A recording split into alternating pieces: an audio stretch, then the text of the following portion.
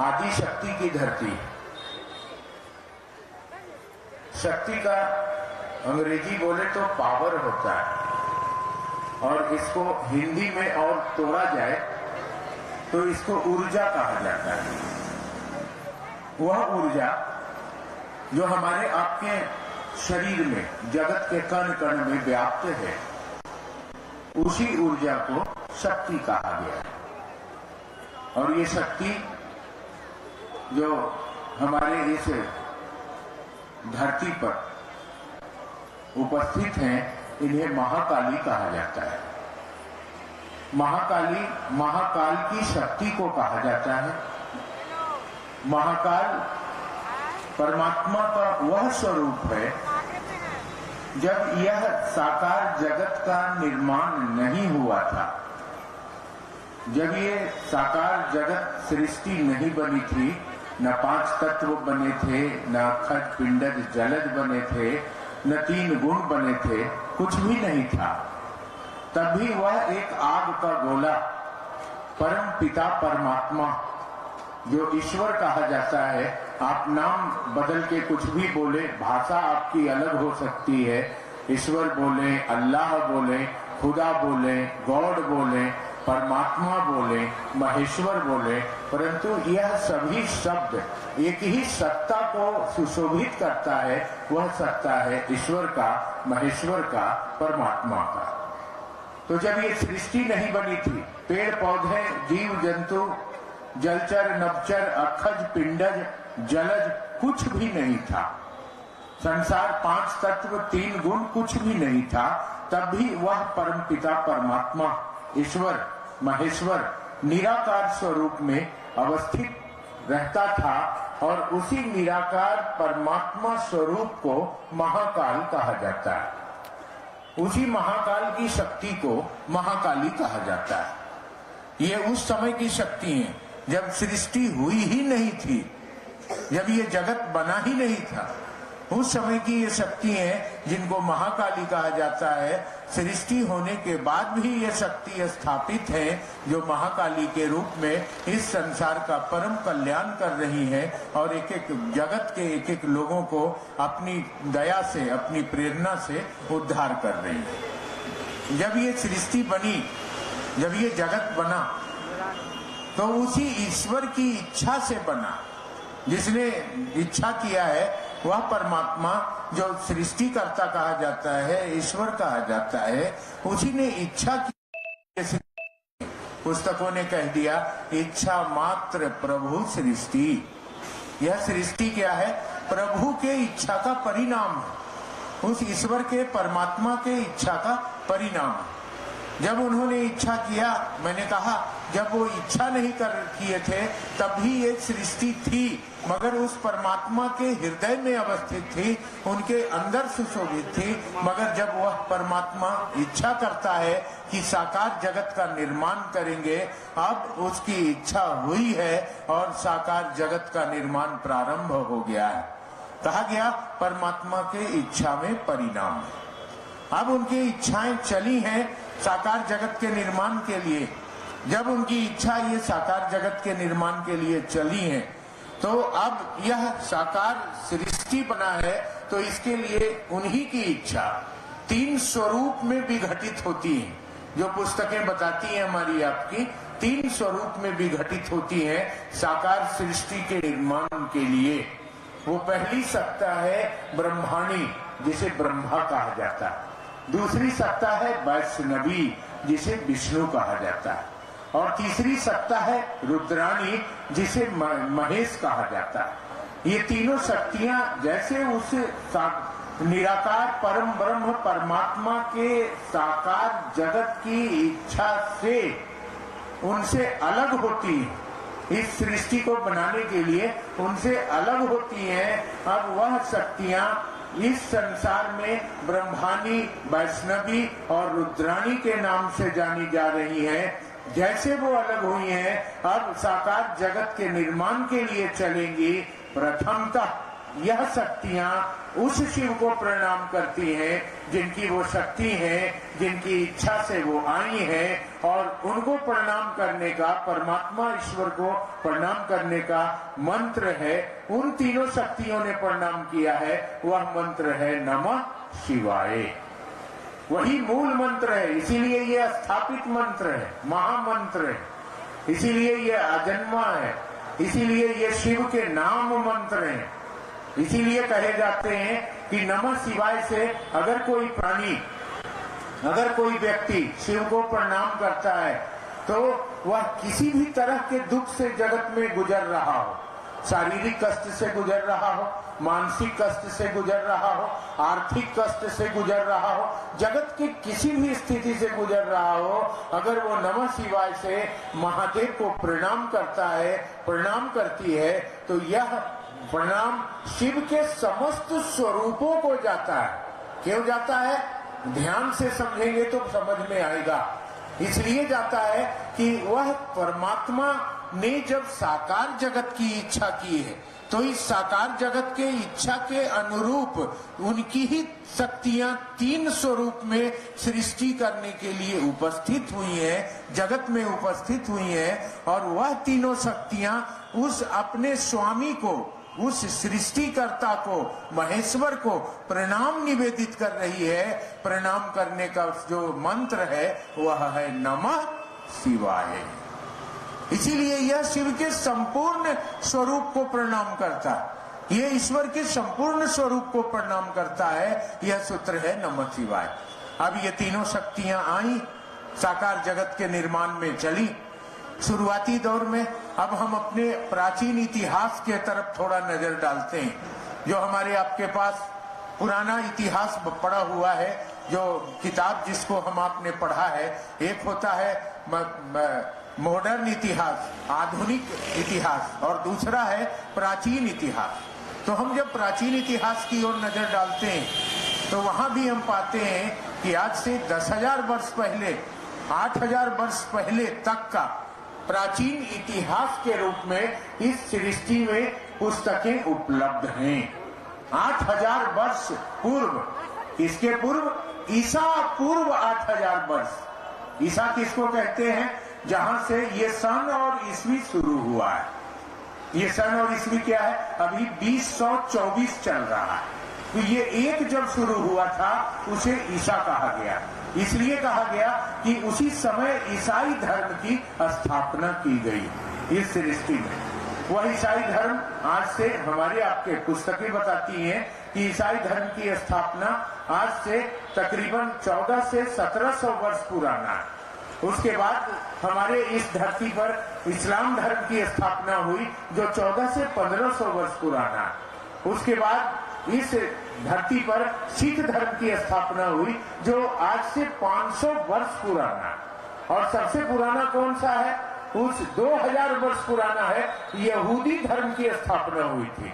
और उससे भी पुराना क्या है? यह मानव सृष्टि की सभ्यता का इतिहास बतला रहा है कि आज से 8000 वर्ष पुराना जो इतिहास हमारे आपके पास है, जिसको हम आप कैसे देखते हैं, मोहनजोदड़ो और हड़प्पा के जमाने में जो सिंधु घाटी की सभ्यता में खुदाई के अवशेष मिले हैं, वही हमारे 8000 वर्ष पुराने समय का अवशेष मिला है। वही मानव सृष्टि की सभ्यता का उद्भव बतला रहा है। 8000 वर्ष से पहले की कोई किताबें नहीं है भारतवर्ष में उपलब्ध। वह 8000 वर्ष पहले का जो इतिहास है, मानव जीवन का इतिहास है, वह 8000 वर्ष पहले का इतिहास बतला रहा है कि जब यह सृष्टि बनी थी तो उसके अवशेष प्राप्त हुए हैं, खुदाई में प्राप्त हुए हैं। वह खुदाई हुआ है मोहनजोदड़ो और हड़प्पा की समय जगह पर, और वह सभ्यता है सिंधु घाटी की सभ्यता। तो सिंधु घाटी की सभ्यता में जो ये हमको आपको जो प्राप्त हुआ है, धरती पर जो अवशेष मिले हैं, आज से 7000-8000 वर्ष पहले का जो इतिहास मनुष्य के, मानव सभ्यता का मिला है, वहां मिलता है कि एक ईश्वर है, एक देवता है, जिनके सर पर 2 सिंह है और हाथ में एक पार्श्व है, बगल में कुछ जानवर खड़े। वह कोई स्वरूप नहीं है, उस समय मानव सृष्टि हुई है। पुस्तकें बता रही है कि 8000 वर्ष पहले मानव सृष्टि हुई है और मानव सभ्यता में जो पहले देवता दिखे हैं वह देवता के माथे पे 2 सिंह है, 2 सर है, हाथ में एक पश्व है, बगल में एक जानवर खड़ा है। वह देवता को देखने से उस चित्र को प्रतीत होता है कि यह पशुपति नाथ का चित्र है। वह जो 8000 वर्ष पहले, मैंने कहा 1700 वर्ष पुराना है ये इस्लाम धर्म। मैंने कहा जो पुस्तकों में लिखा हुआ है उसकी व्याख्या मैं कह रहा हूँ। मैंने कहा 1700 वर्ष पुराना है इस्लाम धर्म। मैंने कहा 2024 वर्ष पुराना है ईसाई धर्म। मैंने कहा 500 वर्ष पुराना है सिख धर्म। मैंने कहा 8000 वर्ष पुराना है यह सनातन, यह सृष्टि, यह मानव की सभ्यता जो हमारी आपकी पुस्तकें बताती हैं। और 8000 वर्ष पहले जो बता रही है उसमें बता रही है ये मानव सृष्टि में सभ्यता बता रही है, जो प्राचीन इतिहास में बता रही है कि उस समय एक देवता का चित्र मिला है, जो चित्र में 2 सर है, हाथ में पश्व है, बगल में पशु है। वह देख के प्रतीत होता है कि ये पशुपति नाथ है जो पशुओं का रक्षक है, पशुओं का स्वामी है। वह इस सृष्टि का प्रथम देवता के रूप में जाना गया है। और कुछ एनोड्राइड के मोहर भी मिले हैं और कुछ शिलालेख भी मिले हैं और कुछ 8000 वर्ष पहले और कुछ वो ताबीज भी मिले हैं जिसमें शिवलिंग की आकृति मिली है। वह शिवलिंग की आकृति क्या है, आज भी वो चीजें महफूज पड़ी हुई हैं, रखी हुई हैं दिल्ली के संग्रहालय में।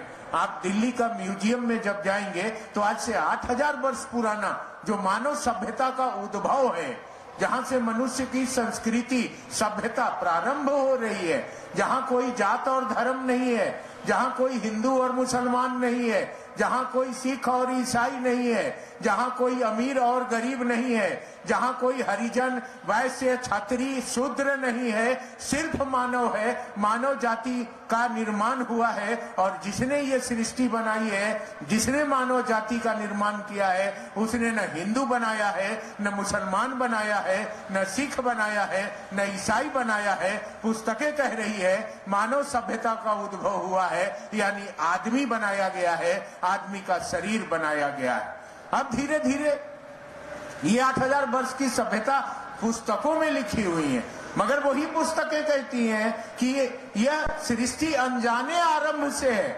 ये 8000 वर्ष पुरानी नहीं है कि ये कितनी पुरानी है इसकी व्याख्या और विवेचना पुस्तकों के साथ नहीं किया जा सकता है। कवियों ने कहा 7 समद की मसी करो, लेखनी सब बन राय, धरती सब कागज करो, हरि गुण लिखा न जाए। ये सृष्टि के बारे में नहीं लिखा जा सकता है।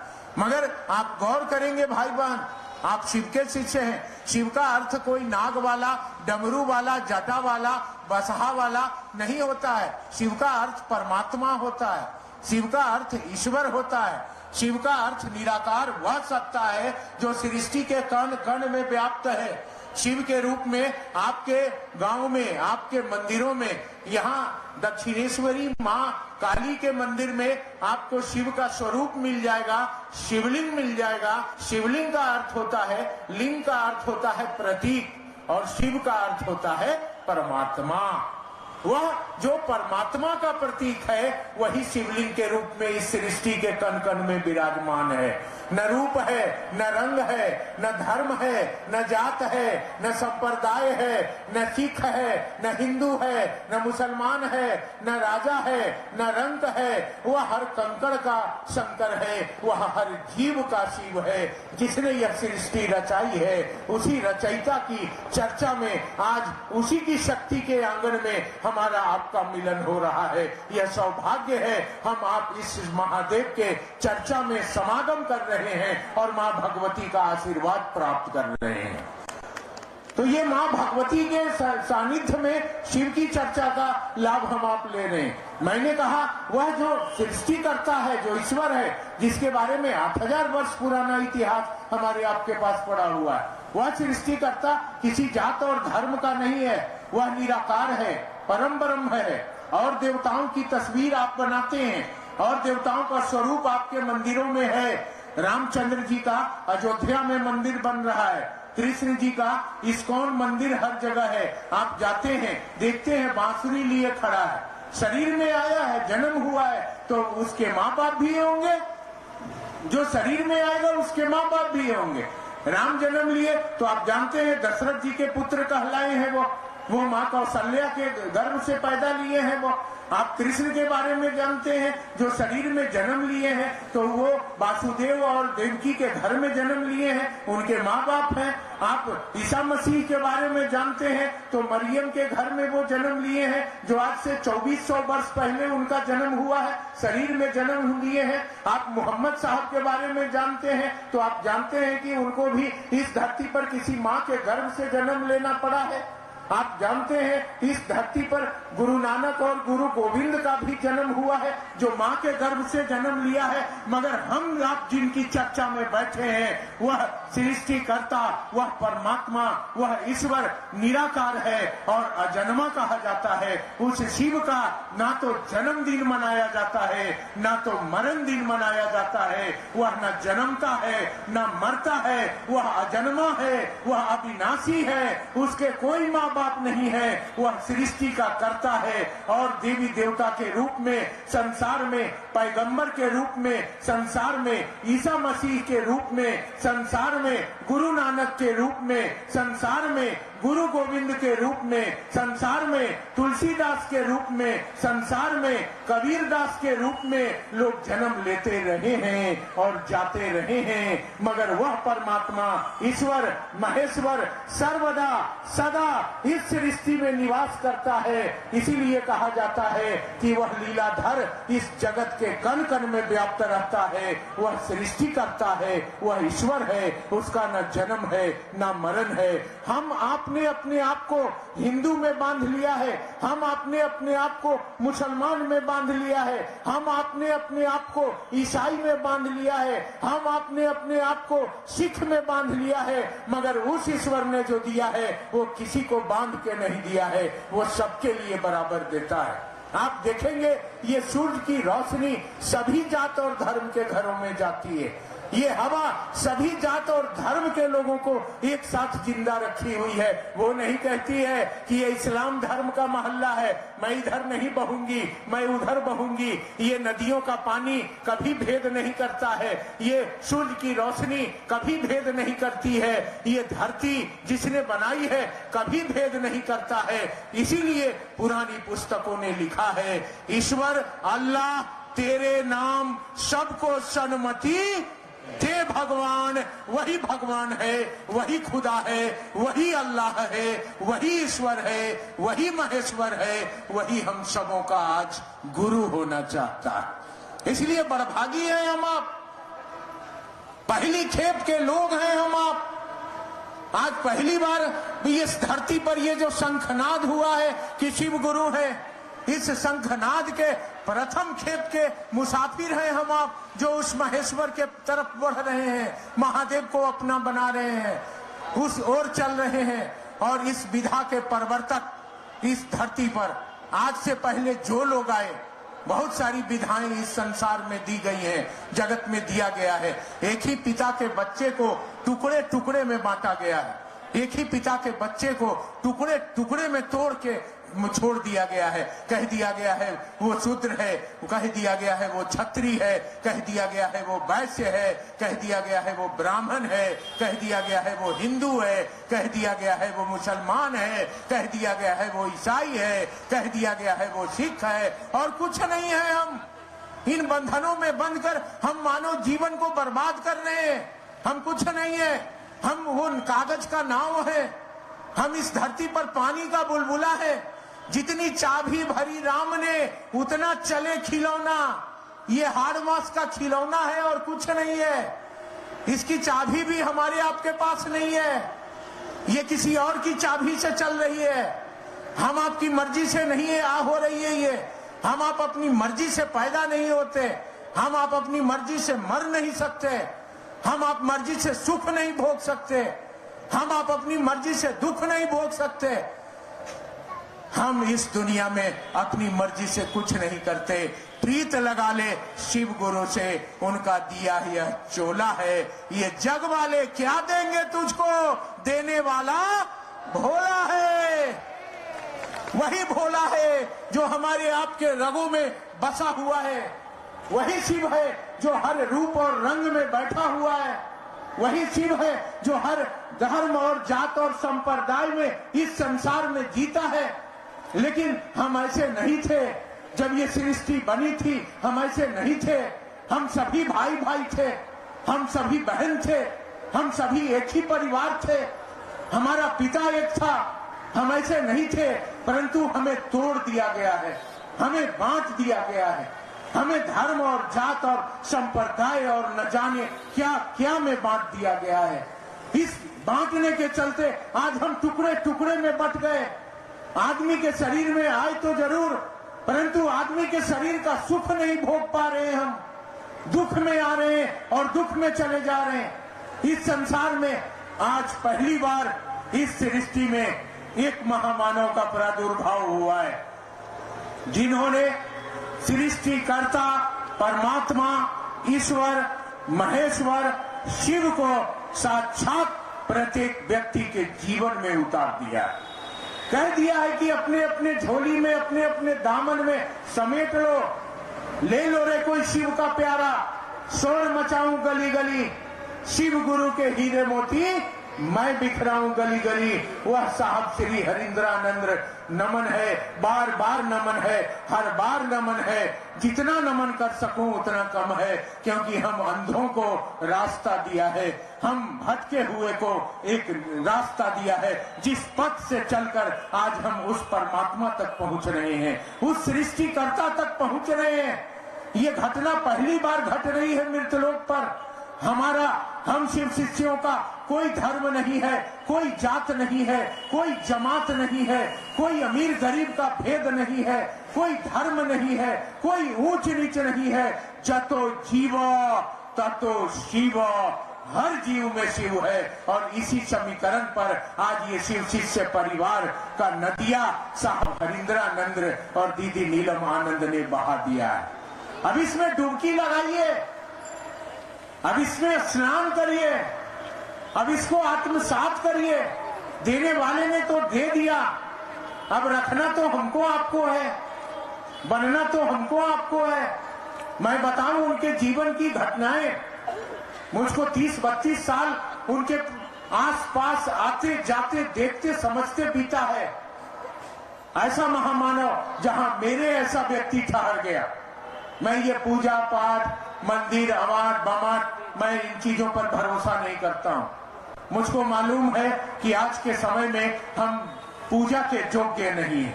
मेरा मन पशुवत हो गया है, इसलिए मंदिर में भी जाएंगे तो आंखों में पाप है, कान में गंदा सुनने की आदत है, हाथें गलत करती है, ये पांव गलत रास्ते पे बढ़ते हैं। कोई भगवान मेरा क्या करेगा?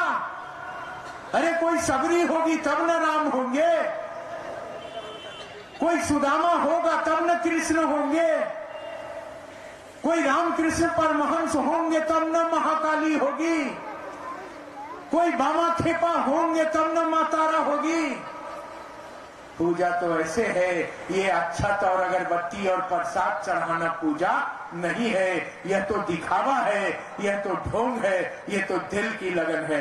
मुझको पता है कि मैं नहीं कर सकता, इसलिए दूर से सलाम करता हूं, नहीं जाता हूं। और मेरे ऐसे आदमी को ठहर जाना पड़ा उस जगह पर। मैंने देखा है अपनी आंखों से आसमान के लोगों को आते देखा है।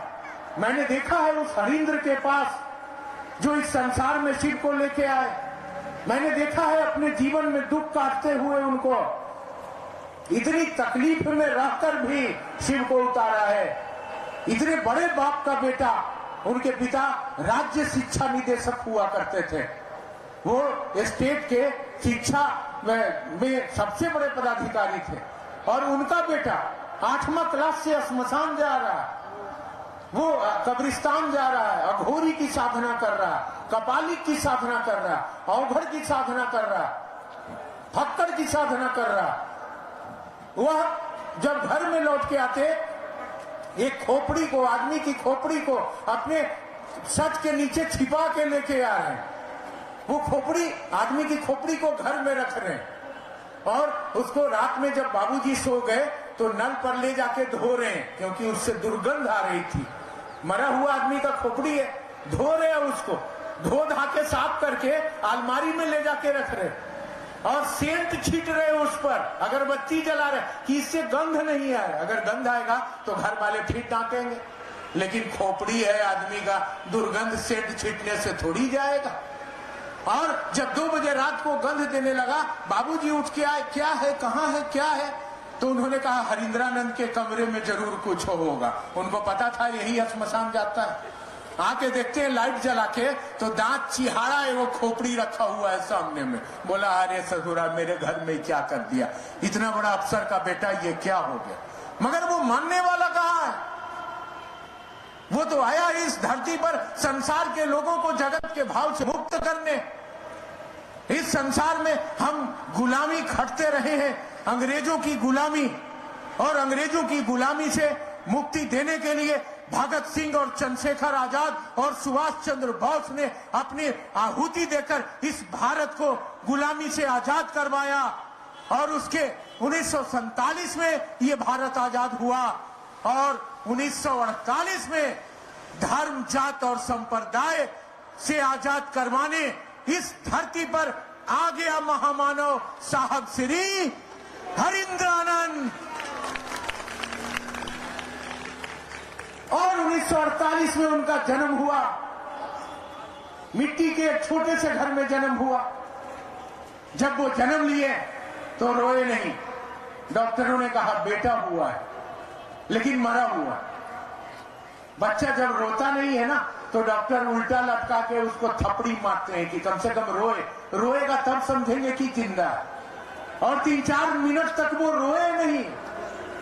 डॉक्टर ने बोला ये मरा हुआ है, बेटा हुआ है लेकिन मरा हुआ, रोए ही नहीं। घटना घट रही थी आसमान से महादेव के सबसे अनन्य शिष्य जो उनके पास रहने वाले हैं, उनको मृत्युलोक पर आना है। तो ऐसे लोग गर्भ का दर्द नहीं सहते हैं। मैं आपको बताता चलूं, वो महर्षि उत्पन्न हो रहा है सन 1948 के 31 अक्टूबर के दिन आ रहा है। चतुर्दशी, कृष्ण पक्ष के चतुर्दशी को आ रहा है, रविवार को आ रहा है, प्रातः 8:10 पर आ रहा है। और यहाँ माँ बाप विश्वनाथ पिता और माता राधा के गर्भ से एक अंड पिंड का निर्माण करके रखा गया है। डॉक्टर ने कहा मरा हुआ है, ये बड़ी अद्भुत घटना है धरती की भाई। आप भले इसको औने पौने में लेते हो, लेकिन हम लोग तो जी जान से लगे हैं कि अब तो मिल जाओ मेरे नाथ। अगर छूटे तुम तो फिर वही 84 लाख जोनी की चक्की और फिर वही नरक कुंड। हे मेरे नाथ, हे महादेव, दया कर देना कि मेरे ऐसे पापी का भी बेड़ा पार कर देना। लगे रहे, जगे रहे, निकल चले इस बार। और वो बच्चा जन्म लेता है बालक हरिंद्रानंद के रूप में, तो मरा हुआ जन्म लेता है। आसमान से घटना घटती है, आत्मा आती है, प्रवेश करती है, अब वो बच्चा जिंदा हो जाता है। 4-5 मिनट के बाद डॉक्टर की टीम कहती है कि बच्चा जिंदा हो गया, अब रो रहा है। साहब हरिंद्रानंद बराबर कहा करते थे, इस दुनिया में खुशी खोजते हो, जिस दुनिया में तुम जन्म लेते हो तो रोते आते हो। हर आदमी जन्मता है तो रोते आता है, क्या। और जब जन्म लेते हो तो सिर्फ मानव होते हो। जब माँ के पेट से आते हो 5 तत्व से शरीर का निर्माण होता है, 3 गुण लगाया जाता है। जब शरीर में आते हो, जन्म लेते हो धरती पर, तो सिर्फ मानव होते हो। न कोई धर्म होता है, न कोई जात होता है।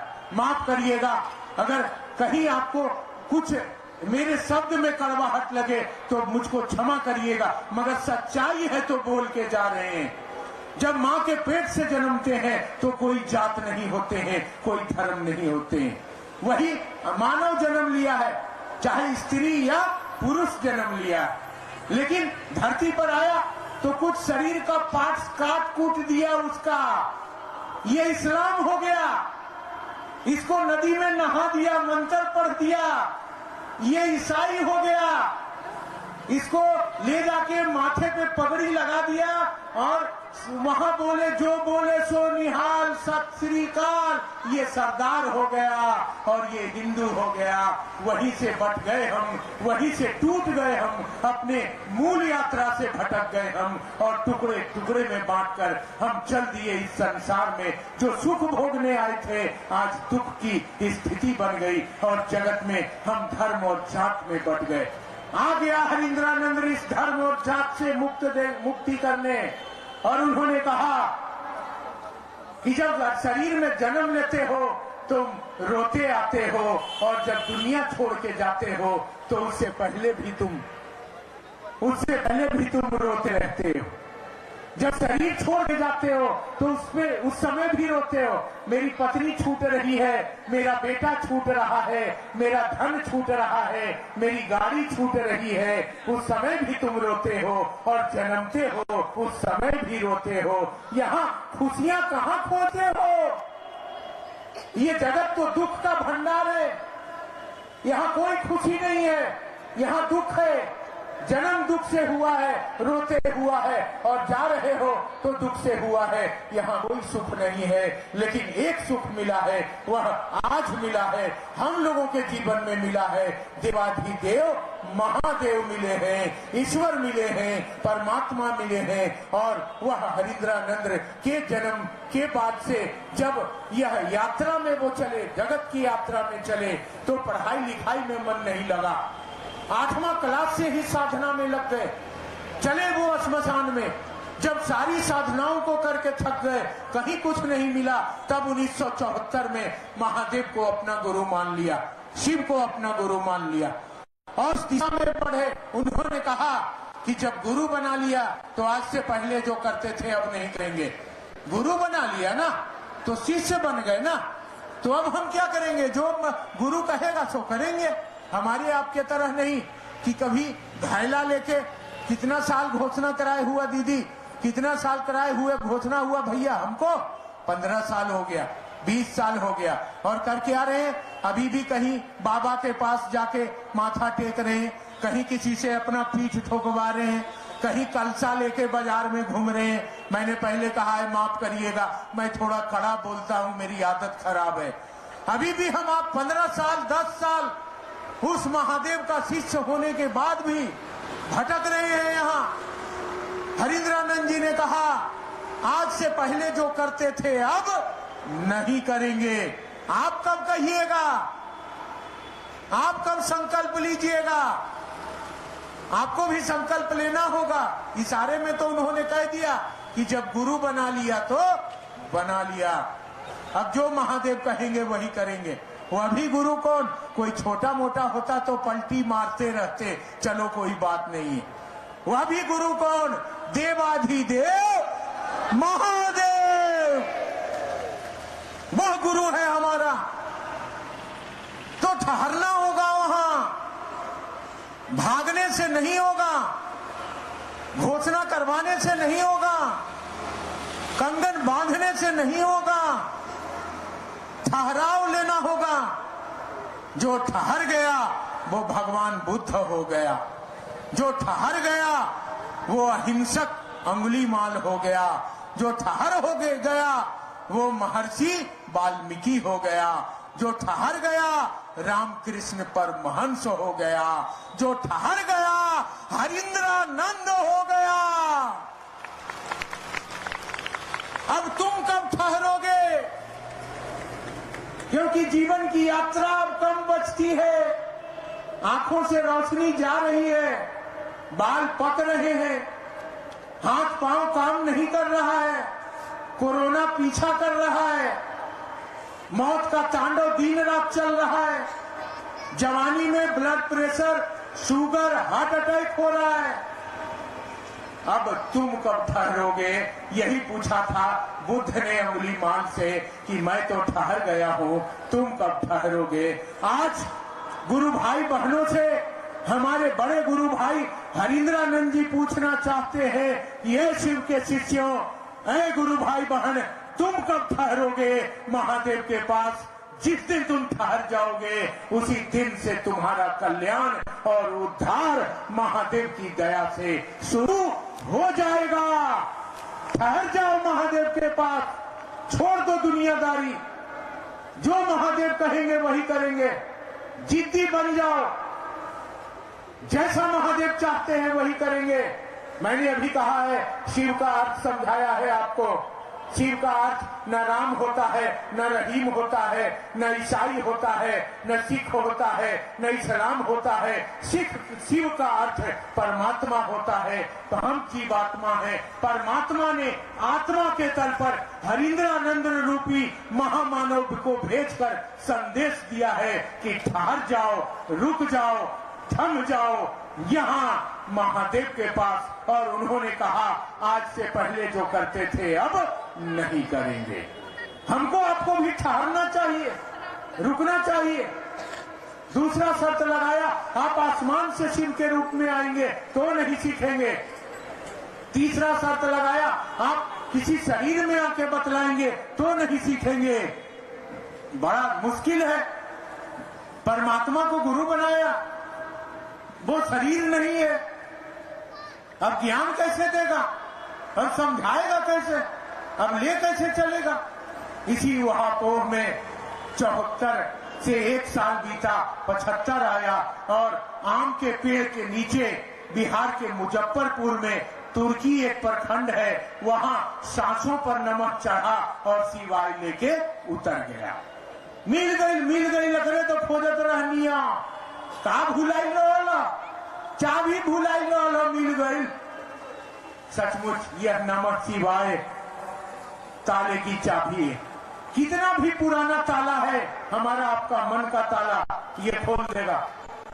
ये मास्टर की है, आप इसका इस्तेमाल करिए। मास्टर की का काम होता है कि किसी भी तरह के ताले को फटाक से खोल देता है वो। ये नमः शिवाय मास्टर की है ये। मगर आप करते क्या है? ध्यान करते हैं, जाप करते हैं, नहीं होगा। आज के आदमी से ध्यान होगा जिसके ध्यान में दिन रात पैसा, गाड़ी, बंगला, दौलत, सुरा, सुंदरी, मत्स्य, जीवन, संभोग, संसार, ईर्ष्या, अहंकार, क्रोध, घृणा, जात, धर्म, वैमनस्यता आदि आदि चीजों का जमावड़ा बना हुआ है। वो क्या ध्यान करेगा उस खुदा का और ईश्वर का? कैसे आंख बंद करेंगे आप? ध्यान में जाएंगे आप, आपके आंख के नीचे जो पहले से मन ने ध्यान कर रखा है वही चीजें मंडराने लगती हैं। आप कहते हैं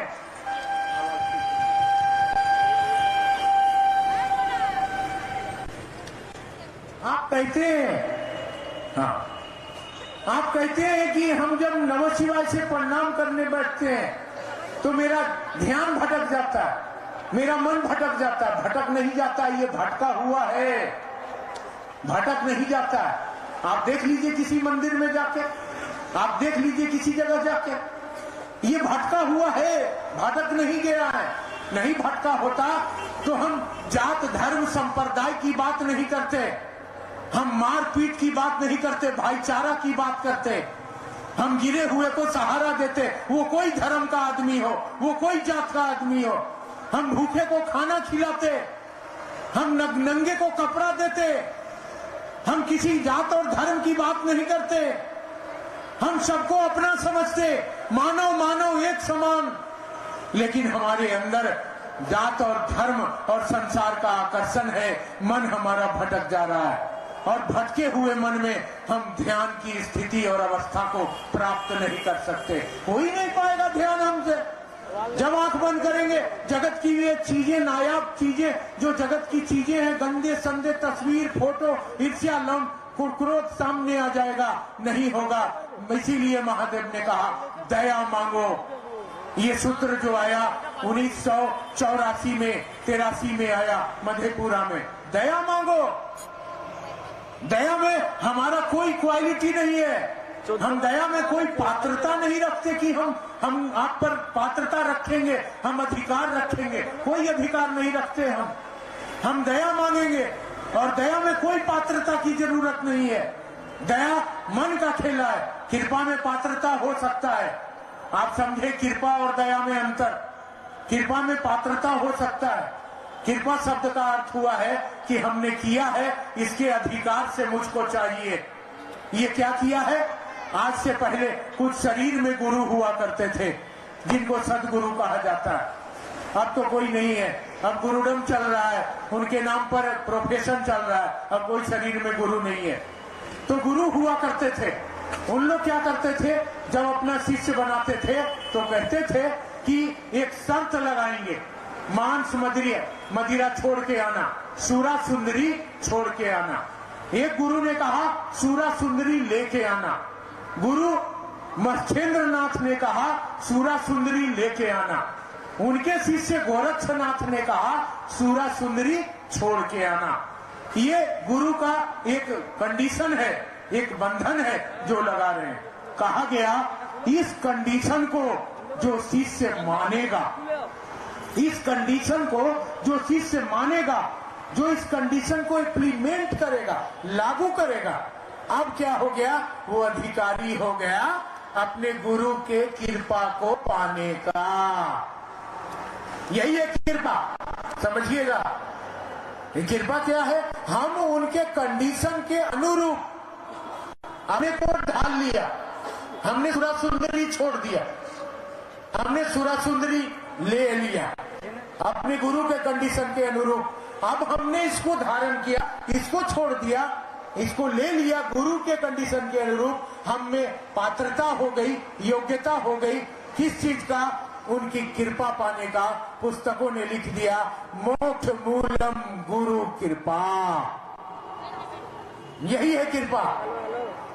लेकिन हम उसके योग्य नहीं है, हम कृपा के पात्र नहीं है। हम महादेव के लिए क्या कर सकते हैं भला? महादेव ने कहा लोगों को महादेव से जोड़ो, शिव का शिष्य बनाओ। लेकिन हम जितने पुराने होते जा रहे हैं, आपका कसूर नहीं है। जिस वातावरण में आप पले हैं उसका प्रदर्शन आप करते हैं। 15 साल का पुराना शिव शिष्य, 20 साल का पुराना शिव शिष्या, गुरु भाई बहन क्या कर रहे हैं इस कोलकाता हावड़ा में? शिव शिष्यों को व्यापार सिखला रहे हैं, शिव शिष्यों के साथ व्यापार कर रहे हैं, शिव शिष्यों को मतभेद करना सिखला रहे हैं। यहाँ चर्चा हो रहा है, इस चर्चा के विरोध में वहां चर्चा रख रहे हैं। यही क्या कर रहे हैं? ये महादेव का चेला है ये क्या कर रहे हैं? हमारा गुरु शिव तो ये नहीं सिखलाता। हमारे हरिंद्रानंद ने ऐसी दुनिया नहीं बनाई। यही हो गया, अब ऐसी स्थिति हो गई कि जैसे जैसे शिव शिष्य, मैं बार बार कह रहा हूं आपका कसूर नहीं है, आप जिस वातावरण में पले हैं उसी वातावरण का असर है। वातावरण क्या मिला है? ईर्ष्या, क्रोध, जलन, घृणा, अहंकार, हिंसा, हत्या, व्यभिचार, जात, धर्म, नाना प्रकार की कुरीतियों में पले हैं हम लोग। पिता को पुत्र से संबंध नहीं है। मां ने जन्म दिया, अपने शरीर का खून पिलाया है। अरे दूध है उजले रंग का, है तो उसके शरीर का खून ही ना। खून पिला के बड़ा किया है। इस ठंडे में उस बच्चे को कैसे सेवी है वो, और वो बड़ा हो रहा है और कह रहा है बुढ़िया बहुत बोल रही है, ज्यादा बोलेगी तो टेटुआ दबा देंगे तुम्हारा। अपने माँ बेटे से सुख नहीं पा रही है। ईर्ष्या और जलन इस तरह से इस संसार को हावी कर गया है, इस दुनिया को अपने बस में कर लिया। जात और धर्म का मानसिकता आदमी को तोड़ दिया है। आदमी का दुश्मन है। ऐसे विषम परिस्थिति में हमारे आपके पास देवाधिदेव महादेव ने संदेश भेजा है। हम आप पले हैं।